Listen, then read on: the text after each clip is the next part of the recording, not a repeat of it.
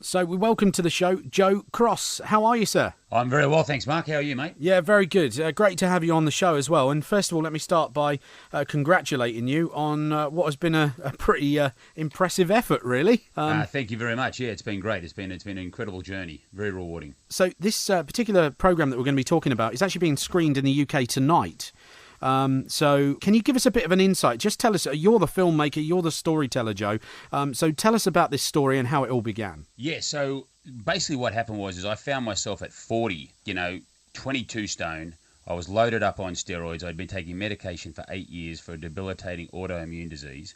And I tried many, many things. But what I effectively was doing is I was outsourcing my health to other people. I was saying, here's some money, please fix me. I wasn't really taking personal responsibility. And then I found out through a doctor mate of mine who said, Joe, that 70% of all disease is caused by lifestyle choices. And those lifestyle choices are what we eat, whether we drink too much, smoke, how much exercise we do or don't do, whether we get enough sleep, and how we manage stress. Now, when I went down the report card, I failed in all of those. So I had a bit of a wake-up call and I said, right, I've been focusing on wealth, not health. I better just turn this all around. So it took me a little while to work out what the strategy was going to be, but I kind of figured that the most important thing we can do to our bodies is get the right fuel into our body. And, logic tells me, and it tells most people, that plant food is where we get the best fuel. Fruits, vegetables, nuts, beans, and seeds. So I decided that I was going to take matters into my own hands, and I was going to give this a go for a couple of years of really knuckling down and only eating plant food. And if at the end of that time I was still sick and on medication and still overweight, well, I'd say, well, you know what, at least I gave it my best shot. But as it happened, I did 60 days of drinking just fruit and vegetable juice, and that was 75% veggie juice and 25% fruit juice for the 60 days. And then I did 3 months of eating fruits, vegetables, nuts, beans, and seeds. And I was off all medication that for 8 years, many medications and many doctors couldn't cure. And I did it in 5 months and lost, in your language, about 7 stone. 6 stone wow. In the first 60 days, and another stone over the next 90 days.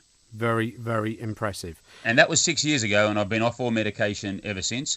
And my weight has balanced out. I started up about 23 stone, got down to about 15, and I'm now balanced out at about 16 and a half stone, and I'm 6'2". Magnificent. Joe, congratulations to you on that. That really is quite something. There's a few questions I want to ask you, though, because as an overweight individual myself and somebody that is also battling with this thought process of, like, you've got to take responsibility for this yourself. How do you maintain the motivation of doing it? Because I've been a fad dieter. I've tried, I've done all this kind of stuff, but it comes down to that motivation, doesn't it? It does, but I think that we can help ourselves by resetting our taste buds and learning to fall back in love with fruits and vegetables. Because, if I take you out to your favourite Indian restaurant tonight, Mark, and I fill you up with a huge Indian meal, okay, and we leave there and I give you a lovely platter of fruit and veg, that fruit and veg isn't going to taste very good because you've just had all of this processed food that's hit, the spark plugs in your brain. They've all got excited. They've all been heightened by this taste, okay? So what we've got to do is we've got to go for periods of time without that food so that we just learn to fall in love with fruit and veg. Now, what I have found is that, and if someone had told me this 6-7 years ago before I made the movie and did this lifestyle change, that, Joe, you would automatically want to eat fruits and vegetables, you'd automatically want to do this, I would have said they've got rocks in their head. But when you put the effort in and you do a concerted amount of time where you break the circuit, you actually really learn to love this plant-based way of living. And by the way, if you and I were going out for dinner tonight, I'd go and have a steak with you. I'd go and have some French fries or chips, we call them over here. But I make sure if I knew I was doing that tonight that I'd have lots of fruit salad, some juice, and probably a plant-based lunch, maybe some nuts, beans, and seeds with a salad and hummus or something. So I knew that evening I was going to share in the animal and processed. So it's all, to me, I know it sounds boring, but it's about balance. The other thing I do to inspire motivation is I use a time machine. I've got an imaginary time machine, and I jump forward 20 years, 30 years, and I wonder what my life's going to be like if I don't do something about it today. And when you look at the data and you look at the statistics and you see that over half the money we spend on our total medical bills are in the last 6 months of our life, that our quality of life towards the end for so many of us is so poor, that scares the hell out of me. And I sort of now zoom back in the time machine to the present day and say, you know what, I can make changes today that can do something about that and keep me feeling young and fit so that I can play singles tennis when I'm 90. Yeah, absolutely. Do you know, I can relate to so much you're saying, and I think there's probably the vast majority of the UK can as well. You know, obesity is a problem. It's a problem that's growing, not just, well, in fact, everywhere, I think now. Certainly in the UK, we're talking a lot more about it in the media, about childhood obesity and stuff as well. And, you know, there is a re-education that needs to happen here as well. But just to get over that, get over the trench, if you like, you're so right about... You know, the difference is at this moment in time, my mindset at the moment would be, okay, you know, Chinese takeaway or, you know, fruit salad or, you know, some kind of a salad tonight with maybe a little bit of chicken. I'm going Chinese takeaway. I'm just being honest. So here, I hear you, Mark. So here's how I'd love the listeners to think about this, okay? And this is what I think helps, is that you've got three choices when it comes to what you're going to put in your mouth, when it all comes to the energy that we consume. You've got three categories. You've got plant food. Fruits, vegetables, nuts, beans and seeds. You've got animal, anything with a mother or a face. And you've got processed, stuff made by people in white coats. And I've got a saying, you eat a lot of food made by people in white coats, you end up seeing people in white coats.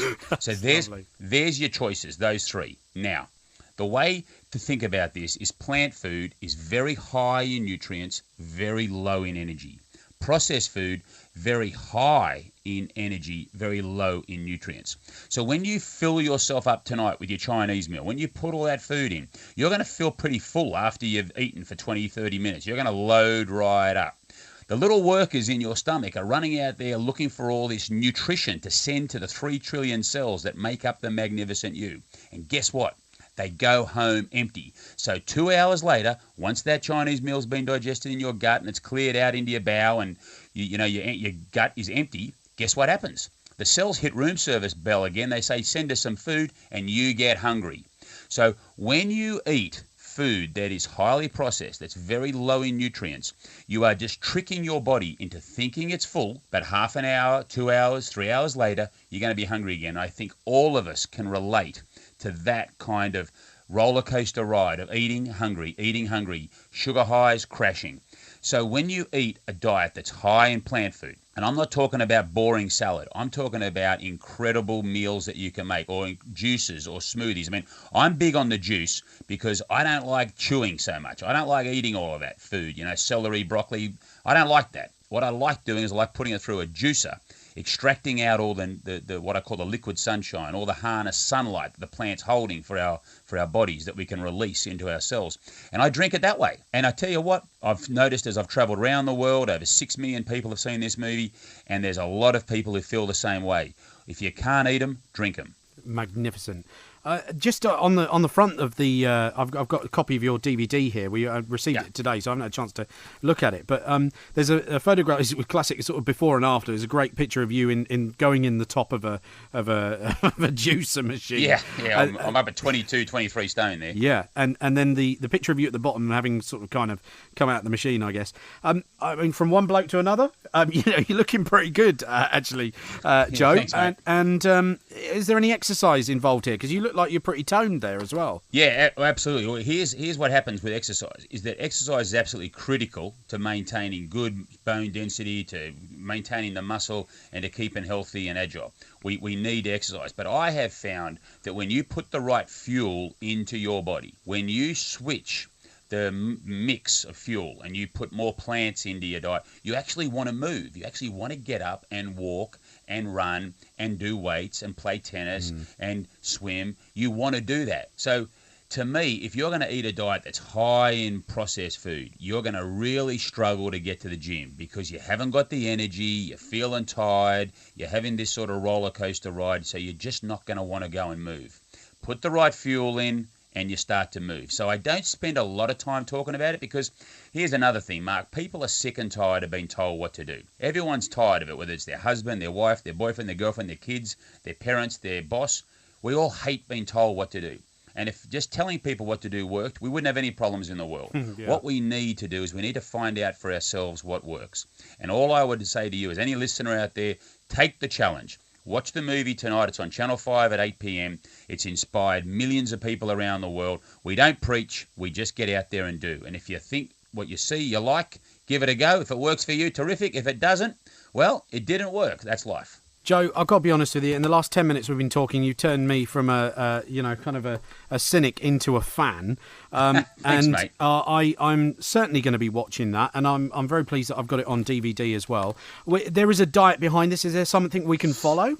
Yeah, I've got a website, rebootwithjoe.com, which is completely free. What I'm trying to do here is spread the word of, trying to become the mayor of fruit and vegetables, if you like. Fantastic. So I'm trying to spread the word that we get more of this into our diet. So there's lots of recipes there. People can follow me on Twitter at Joe the Juicer, or I'm on Facebook, and we're going to be spreading the word through the UK here.